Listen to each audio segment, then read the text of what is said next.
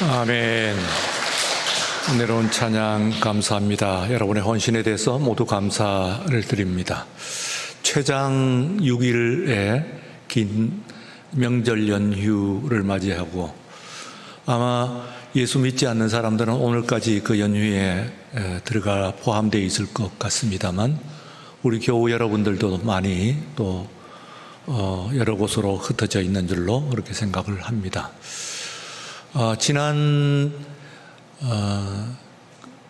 9월 19일부터 21일까지 우리 교단 내에 있는 그 명성교회에서 대한예수교 장로회, 같은 교단 이름을 표방하는 다른 교단들과 구분하기 위해서 통합이라고 하는 이름을 붙입니다. 그래서 심지어는 어디에 속하냐 하면 통합하면은 그것도 분명하게 우리 교단을 이야기하는 것이 됩니다. 대한예수교 장로회 통합 교단의 제108회기 총회가 3일간에 열렸습니다. 바로 그 교회의 날 이루어진 주제가 108회기 주제가 주여 치유하게 하소서 하는 주제입니다. 아마 내년에 우리 교회에 걸리게 되겠습니다만 지나간 1년 동안 제가 또 주제연구위원장으로서 그 헌신을 했기 때문에 봉사를 했어요. 그때의 내용을 잠깐 보면서 말씀을 이어 나가도록 하겠습니다. 영상 잠깐 보겠습니다.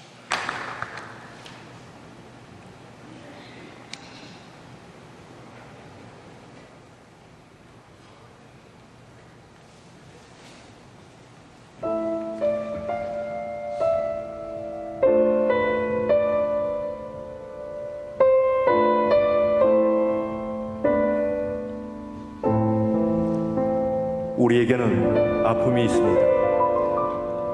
그 상처로 우리는 불행과 고통을 겪고 있습니다. 우리에게는 상처가 있습니다. 코로나19로 인해 세상의 잣대로 인해 우리의 예배와 신앙이 흔들립니다. 우울증과 좌절에 빠진 사람들도 많이 있습니다. 우리의 가정과 교회에 상처가 있습니다. 하나님의 말씀대로 살지 못한 상처입니다. 우리는 서로 사랑하지 못했으며 영적으로 교만했습니다. 우리의 사회에는 상처가 있습니다. 이념, 정치, 학력, 남녀, 빈부, 세대 간 그리고 종교 간 갈등에서 빚어진 상처들입니다. 사람들은 이 현실에 대해 갈등하며 분노하고 절망하고 있습니다. 청년들이 결혼도 출산도 하지 못한 채 더 이상 어떤 희망도 품지 못하고 있습니다. 우리의 나라에는 상처가 있습니다. 한민족임에도 불구하고 우리는 휴전선이라는 장벽을 쌓고 78년간 대치된 상태에 놓여 있습니다. 우리가 살아가는 이 세상에는 상처가 있습니다. 전쟁과 분쟁, 기아와 난민 문제로 인해 세상은 몸살을 앓고 있고 지구촌 전체가 함께 고통받고 있습니다. 우리가 살아가는 지구는 상처를 받고 있습니다. 기후위기, 생태계의 위협 등 지구는 상처받은 만큼 뜨거워져 가고 있고 날마다 신음하고 있습니다. 이 세상 어디를 둘러보아도 더 이상 희망을 찾아보기가 어렵습니다. 나와 너, 우리를 비롯하여 이 세상 전부 고통 속에 신음하고 탄식하고 있습니다. 이제 우리는 어떻게 해야 할까요? 우리는 어디를 향해 가야 할까요? 하나님께서는 우리에게 치유하라고 하십니다. 하지만 교회의 현장은 치유의 문제를 멀리 했습니다. 기복적 치유에 대한 거리감으로 인해 치유사역과 거리를 두었고, 치유사역을 특정 교단이나 치유 전문가의 전유물로 여겨왔습니다. 그리하여 교회의 상담 사역도 점점 힘을 잃어가고 있습니다. 하지만 하나님께서는 우리에게 치유하라고 하십니다. 개혁신학의 전통에 근거한 균형 잡힌 치유신학이 제시되어야 할 때입니다. 치유받은 그리고 치유하는 건강한 인간상과 교회상이 제시되어야 합니다. 하나님께서는 우리에게 치유하라고 하십니다. 교회와 목회자들에게 치유사역의 사명과 필요성을 각성시키고 원활하게 치유사역을 수행할 수 있는 환경을 조성해야 합니다. 예수 그리스도의 구원은 개인과 사회 그리고 생태계를 포괄하는 치유와 회복이며 궁극적으로 하나님의 나라를 지향하는 통전적 구원입니다. 그러므로 첫째, 교회는 치유적 사명을 깨닫고 실천해야 합니다. 교회의 치유는 인간의 영, 혼, 육을 포괄하는 영적 치유입니다. 둘째, 교회의 치유 영역은 몸을 넘어 영의 치유, 개인을 넘어 사회와 세계 그리고 생태계로 차원으로 확대되어 가야 합니다. 치유는 전인적이며 하나님께서 지으신 모든 세계를 아우르는 하나님의 구원 사역입니다. 맺겠습니다. 먼저 하나님께 치유받아야 합니다. 신앙 공동체인 교회가 하나님께 치유받아야 합니다. 그리고 더불어 이 세대와 이 땅의 치유 사명을 깨닫고 함께 실천하십시다. 이 땅의 상처를 치유하고 그의 나라를 확장해 가시는 하나님의 종으로 살아가십시다.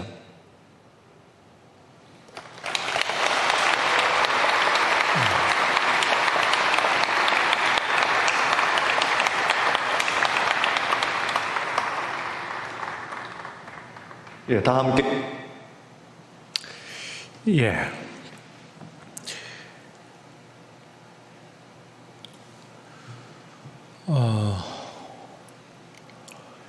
예수님께서는 제자들을 부르셨습니다. 그리고 그들을 가르치셨습니다. 그리고 마침내는 그들을 파송, 즉 내어 보내셨습니다. 제자들을 향한 이 세 가지의 예수님의 대하심은 사복음서가 공히 조금 디테일은 다릅니다만 우리에게 설명을 하고 있습니다. 그런데 오늘 여기 있는 이 본문은 내 보내심과 그리고 가르치심의 중간쯤에 해당합니다. 말하자면은 우리가 학교 다닐 때 교생 실습하는 그 교생과 같다고 생각하시면 되겠습니다. 저는 그 이화여자대학교 사범대학 부속 고등학교라고 하는 고등학교를 졸업을 했습니다. 고등학교 이름으로서는 제일 긴 이름으로 알려져 있습니다. 제가 공부를 할 때는 그건 좀 특수한, 조금이 아니고 그 당시에는 매우 특별한 그런 학교였습니다. 여러 가지로 특별하지만 그 중에서 그 학교가 이화여자대학교 사범대학에 소속이 되어 있었기 때문에 교장 선생님이 언제나 전 회기에 사범대학 학장께서 다음 교장으로 오시게 됩니다. 그리고 또한 사범대학 학생들의 졸업학기 1학기죠. 졸업학년 1학기, 졸업학년 4학년 1학기에는 한 학기 내내 교생 실습을 나가게 됩니다. 그 교생 실습이 어딜 나가냐면 주로 이제 가장 우수한 학생들이 바로 이대 부고라고 하는 이 학교에 실습을 오게 됩니다. 우리로서는 그들을 맞는 것이 2학년 1학기가 됩니다. 고등학교 2학년 1학기 때 내내 교생과 맡겼는데 상당히 한 학기 내내 좋은 관계를 갖게 됩니다. 그때 우리가 맞았던 그 선생님에 대해서는 기억이 아주 생생해요. 은혜라고 하는 이름을 가지셔서 그때는 그것도 깨닫지 못했었는데 당연히 그 이름을 가졌으면 그리스도인들이죠. 믿음을 가진 사람입니다. 이화대학교에 사범대학 영문학과를 재학하고 있는, 아직은 학생이죠. 그때 생각나는 것이 그 학기가 끝난 이후에 8월 중에 엑스플로 74라고 하는 행사가 여의도에서 열리게 됩니다. 아마도 우리 기독교 회집 역사에서는 정점을 찍는 그런 이벤트가 아니었나 그렇게 생각이 됩니다. 그 유명한 빌리 그레함 목사님을 초청을 했고, 그리고 또한 그 통역으로서 뜬 사람이 바로 김장환이라고 하는 목사님입니다. 그때에 이제 워낙 많은 사람들이 모여 있었기 때문에 저 마포대교, 그 당시는 서울대교였는데 저 마포대교를 건너는 데는 모든 차량이 통제가 되어서 걸어서 건너야만 했습니다. 근데 걸어가면서 그 선생님과 같이, 그러니까 교생 실습이 끝난 때입니다만 방학 때 그 선생님과 같이 함께 우리 학우들이 엑스플로 74 행사를 같이 참석을 했던 기억이 새롭습니다. 그런데 생각을 해보면은 그들은 아직 학생이죠. 대학교 학생, 아직 졸업을 하지 못한 상태이기 때문에 학생입니다. 그러나 역시 또한 교생으로 와서는 선생님입니다. 그래서 우리들에게는 선생님으로 기억이 되고 있죠. 학교에서는 학생이겠습니다만 그 대학교에서는 우리로서는 선생님으로 그렇게 기억을 하고 있습니다.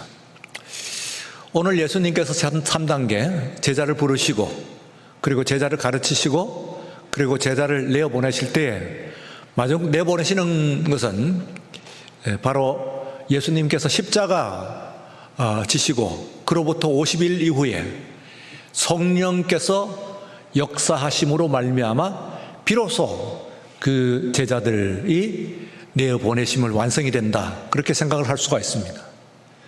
그러므로 예수님께서 3년 동안 이 제자들과 함께 다니시는 동안에 있어서는 그 예수님의 가르침을 받는 기간이에요. 그런데 교생 실습과 같이 이 시간은 예수님 그들과 함께 하시는 것이 아니고 내보내시는 것입니다. 물론 그것으로 끝난 것이 아니고 다시 부르시긴 합니다만, 그러나 또한 그들이 이제 독자적인 그런 모습으로서 거의 이후에 나중에 예수님께서 오순절 이후에 세계 각지로 이제 보내심을 받을 그 모습을 말하자면 리허설을 하는 그런 교생 실습이다, 그렇게 생각할 수가 있습니다. 어떤 의미에 있어서는 이때야말로 그야말로 나중에 그 파송에 대한 그 모든 교육을 제대로 받는 그런 시간이다. 그렇게 생각할 수가 있습니다. 오늘 이 시간에 여기에 있는 이 제자들을 내보내시면서 예수님께서 세 가지를 말씀을 하셨습니다. 그냥 내보내시는 것이 아니에요. 그 이전에는 늘 제자들이 미흡하고 부족하고 그리고 또한 실수하는 그런 모습으로 나타나고 있습니다만, 그러나 이제 내보내실 때는 예수님께서 그들에게 능력을 주십니다. 능력과 그리고 권위 두 가지, power and authority, 이 두 가지를 함께 주시는 거예요. 그래서 이 세상 가운데 우리들도 부족하고 그리고 미흡한 그런 모습입니다만, 나가기 위해서는 바로 이 힘과 그리고 또한 그 권세, 이 두 가지가 꼭 우리들에게 있어야 됩니다. 그런데 어떤 힘과 그리고 어떤 권위냐 하면은, 첫 번째는 모든 귀신들을 제어하는 권세와 힘과 권세를 주셨다. 그렇게 말씀을 하고 있습니다. 모든 귀신, 그러니까 어느 한 귀신이 아니에요. All the devils, 모든 귀신들을 다 컨트롤할 수 있는, 억압할 수 있는 그런 제어할 수 있는 힘과 그리고 권위를 제자들에게 주셨습니다. 이때만은 예수님께서 나중에 보내실 그 제자들과 같이 권세를 그렇게 주신 것이라고 볼 수가 있습니다. 두 번째는 모든 병을 고칠 수 있는 그런 능력과 권위를 주셨습니다. 모든 병을 고칠 수 있는 그런 힘과 그리고 권위를 주셨어요. 세 번째는 하나님의 나라를 전파하며 그리고 앓는 자를 고치게 하셨다. 그렇게 말씀합니다. 하나님의 나라를 전파하는 권세를 주셨어요. 그리고 앓는 자를 고치게 하셨어요. 그러면 우리가 오늘 본문에 나와 있는 가운데서 두 번째와 세 번째 차이가 조금 있습니다. 그 보면은 두 번째도 모든 병을 고치는 권세와 힘과 그리고 능력과 권위를 주셨다는 거예요. 근데 세 번째는 하나님의 나라를 전파를 하고 그리고 모든 앓는 자를 고치게 하셨다 해서 두 번 나옵니다. 고치시는 거죠. 그런데 이 말이 원문에 좀 달라요. 고치게 하셨다 하는 말이 앞에 있는 것은 테라퓨에인 하는 테라퓨에인, 영어에 지금 테라피 하는 말의 어원입니다. 그 테라퓨에인 하는 말을 썼어요. 그 뒤에 있는 말은 이아스다이 하고 다른 말을 썼어요. 다른 동사를 썼어요. 물론 그것도 고친다고 하는 말이긴 합니다만, 그러나 두 동사에 테라퓨에인과 이아스다이, 이 두 말은 아주 중요한 차이가 있습니다. 영어로서는, 영어 성경에 보면은 앞에 있는 것은 cure라고 하는 말을 번역을 했어요. cure diseases. 그러니까 병들을 고쳤다. 고치는 능력과 그리고 또한 그 권위를 주셨다 하는데, 그 뒤에 있는 것은 heal이라고 하는 동사를 써요. heal the sick. 병자를 고쳤다. 그런 말입니다. 두 말의 차이는 아주 엄밀한 중요한 차이가 있습니다. 그 첫 번째 있는 테라퓨에인 하는 이 말은 모든 병 전체에 대한 원리적인 선포를 하는 겁니다. 사람이 앓고 있는 모든 병들에 대해서 고칠 수 있는 능력과 그리고 또한 권위를 주셨다 하는 말이고, 뒤에 있는 cure로 번역한 이아스데인 하는 말은, 이 말은 개별적인 한 앓는 사람, 실제로 병을 앓고 있는, 그것도 각양각색으로 앓고 있는 그런 사람들을 고치는 능력을 주셨다 하는 이야기입니다. 그래서 영어에서는 cure, 그리고 또한 뒤에 있는 동사는 heal이라고 하는 그 동사를 썼습니다만 두 말은 말하자면 전체적인 모든 병들을 이 세상에 있는 병이란 모든 병들을 다 고치는 그런 능력을 제자들에게 주셨고 또 그리고 뿐만 아니라 원리적으로만 선포한 것이 아니고 한 사람 한 사람 이렇게 각양각색의 병을 앓고 있는 사람을 고치는 그런 그 능력을 주셨다는 거예요. 어쨌든 두 번 반복되는 것으로 말미암아 원리적으로 뿐만 아니라 또한 그 한 개인 이렇게 저렇게 혹은 어떤 의미에서는 앓고 있다 하는 그 말은 꼭 몸만 앓는 것이 아닙니다. 이것은 우리의 가지고 있는 그 정신적인 마음의 병들, 오늘 얼마나 많은 사람들이 마음의 병을 앓고 있습니까? 신체적인 병을 앓고 있는 사람보다도 오히려 마음의 병을 앓고 있는 사람이 더 많다고도 그렇게 생각을 할 수가 있어요. 이 마음의 병을 앓고 있는 이 사람들, 심지어는 나가지고는 오늘 제가 그 여러분들 영상 가운데서 봤습니다만 이 세상에 있는 그 사람들은 이 병원의 의사들은 몸을 고칩니다. 그리고 또한 상담 치유 전문가들은 마음을 고친다고 이야기를 합니다. 그러나 그것을 더 고칠 수 있는 것은 진정한 모든 병의 근원이라고 하는 것은 영적인 질병에서 나타나는 거예요.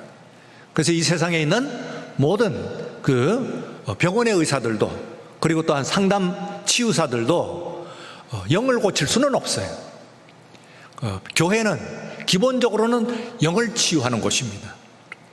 그러나 영을 치유하게 되면은 따라서 그 하위에 말하자면은 우리의 그 몸, 마음과 그리고 또한 몸 이런 것들을 모두 고치는 영혼육이라고 하는데 영을 고치게 되면은 그러면 혼과 육이 같이 또한 치유가 되는 것이에요. 물론 언제나 치유되는 것은 아닙니다.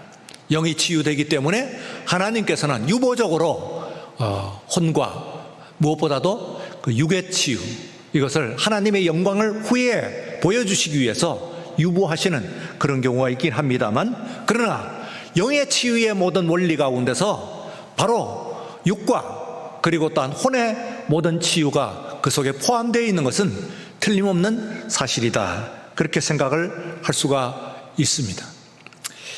자, 오늘 이 제자들에게 이렇게 주님께서 그들을 보내신 이들은 그전에는 한 번도 그런 능력을 발휘한 적이 없어요. 이전에는 비슷한 능력도 한 적이 없고 복음서 가운데서 나타나는 그 제자들의 모습은 언제나 예수님의 말씀을 깨닫지 못하고 그리고 또 믿음이 없고 실수투성인 그런 모습으로서 내내 나타나고 있습니다만 그러나 가르침을 받고 이들을 보내실 때는 예수님께서 이렇게 그 능력을 주셨습니다. 이것은 그들에게 주시는 또 오늘 우리들을 부족한 사람들을 보내시는 주님의 능력이라고 볼 수가 있어요.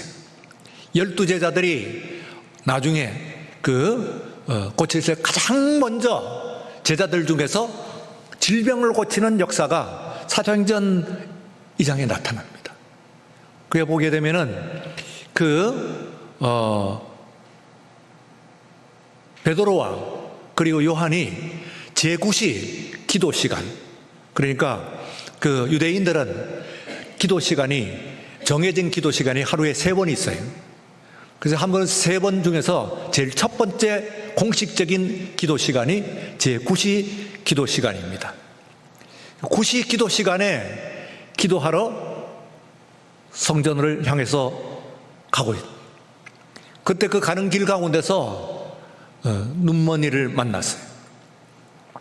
그 사람이 처음에는 병을 고쳐줄 줄 기대하지 않고 그리고 무언가 얻을까 하고 그 베드로와 요한에게 구했습니다. 그때 최초로 베드로가 그에게 하는 말이 있어요. 내가 그 은과 금은 내게 없지만은 그러나 내게 있는 것으로서 내게 주노니 곧 나사렛 예수 그리스도의 이름으로 일어나 걸으라 하고 이야기합니다. 나사렛 예수 그리스도라고 하는 이름은 가장 공식적인 그런 그 예수님의 이름이에요. 거기서 오늘 여기 있는 말씀 가운데서 예수님께서 제자들을 보내시면서 이미 그 여행 연습, 리허설, 교생 실습을 한 것이라고 볼 수가 있죠. 뭐라고 그랬습니까? 갔을 때 너희들이 나가면서 전대나 여행을 위해서, 이때 여행이라고 하는 것은 레저를 위한 여행이 아닙니다. 예? 이때의 여행이라고 하는 것은 선교 여행이죠. 선교 행로입니다. 아무것도 가지지 말라. 아무것도 가지지 말라. 지팡이나 배낭이나 양식이나 돈이나 두 벌롯도 가지지 말라 하고 말씀을 해줍니다. 그것은 무언가를 우리들이 가지고 있으면은 거기에 의존하게 되어 있어요. 우리가 이 세상을 고쳐야 됩니다. 이 세상을 말하자면은 그들에게 있어서 큐어도 하고 그리고 힐도 해야 돼요. 이것을 고치기 위해서 우리들이 뭔가를 의존을 해서는 안 된다는 이야기입니다. 하나님의 역사를 나타내기 위해서는 우리들이 어떤 가지고 있는 돈이나 의복이나 건강이나 우리의 지위나 이런 모든 것들, 그런 것들을 의존하지 말아야 됩니다. 왜 그런가 하면은, 그렇게 하면은 예수 그리스도가 나타나질 않아요. 예수 그리스도가 나타나기 위해서는 내가 가지고 있는 모든 것을 내려놔야 돼요. 나는 은과 금은 내게 없다고 말하셨습니다. 그러나 뭐는 있습니까? 다 없는 것이 아니죠.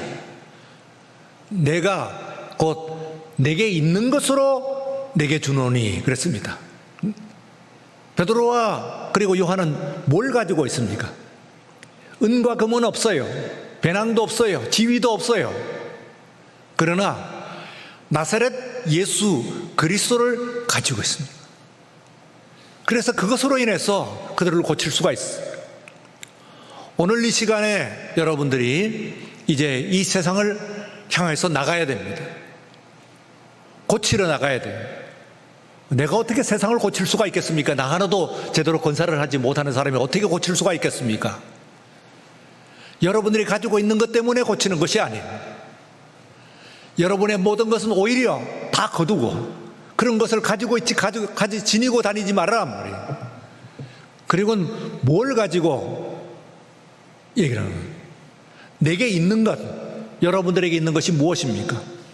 바로 나사렛 예수 그리스도인 줄로 믿습니다. 여러분들이 그 믿음에 분명한 고백을 하는 오늘 이 시간 되시기를 바랍니다. 우리가 이 세상을 살아가면서 여러분들이 정말 필요한 것이 무엇이냐 하면은 바로 우리 주 예수 그리스도의 이름, 그분의 이름을 가지고 여러분이 나갈 때 놀라운 그런 은혜의 역사, 구원의 역사, 그리고 치유의 역사가 나타날 줄로 믿습니다. 여러분들이 또한 거기에 갈 때 그 4절에 보시면은 어느 집에 가든지 거기서 머물다가 거기서 또 나가는, 그것은 한 동네를 이야기를 합니다. 예를 들어서 우리가 여기에 용강동에 왔다 하면은 용강동의 어느 집에 머물다가 그리고 그곳에서 떠난 거예요. 그러면은 그것은 무슨 이야기냐 하면은 어느 집에 머물다가 조금 나은 집이 저쪽에 있구나 하면은 그 집으로 가고, 그리고 또한 그러다 보니까 저 집이 조금 더 내가 편할 것 같네, 나를 좀 우대해 줄 것 같네 하면 또한 그 집으로 가고, 그렇게 하지 말라는 이야기예요. 다시 말하면 내 가지고 있는 돈이나 명예나 지위나 그리고 옷이나 양식이나 이런 것들을 의존하지 말 뿐만 아니라 또한 다른 사람의 것도 의존하지 말라는 거예요. 물론 하나님께 지명하신 것이 있습니다.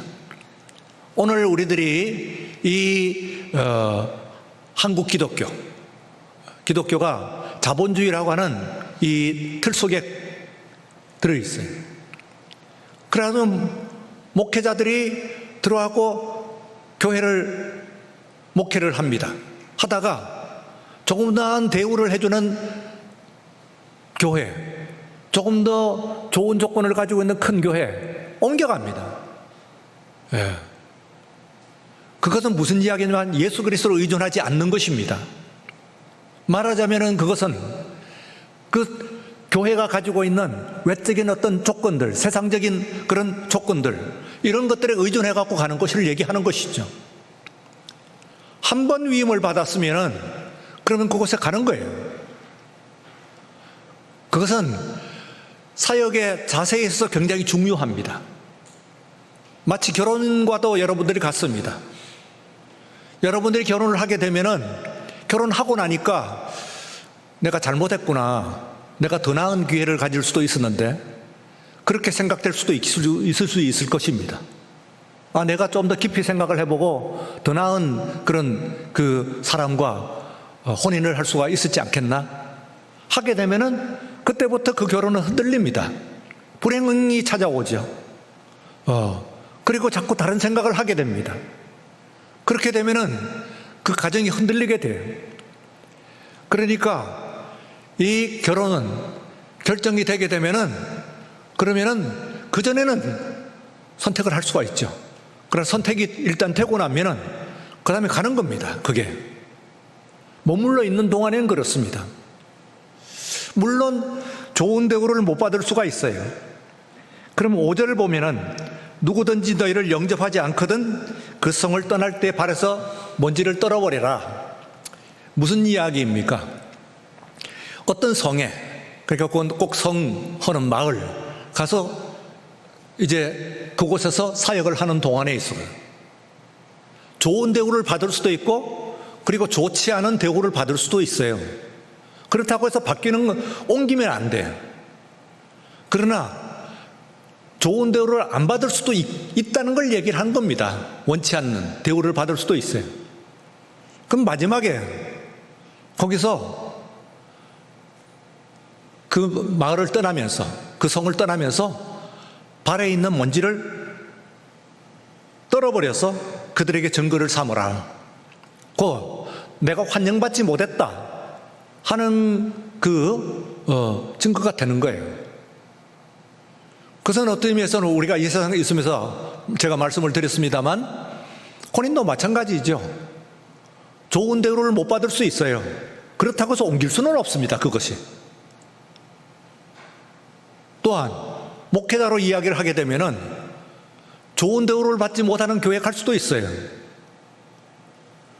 그러면은 그것이 변경되는 건 아닙니다만 그렇다고 해서 더 나은 교회로 갈 수는 없어요. 물론 완성되기 전까지의 이야기를 하는 겁니다. 우리 부목사님들 같은 경우에는 인턴십이기 때문에요.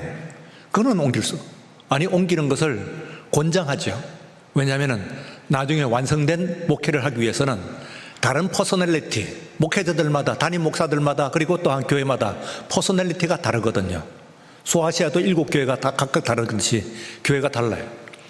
다른 교회의 다른 인격, 그리고 다른 목회자의 다른 인격을 체험을 해보는 거예요. 그러면서 자기의 것을 만들어 나가는 그런 인턴십이라고 얘기할 수가 있어요. 그때는 옮깁니다. 옮기는 것이 권장이 돼요.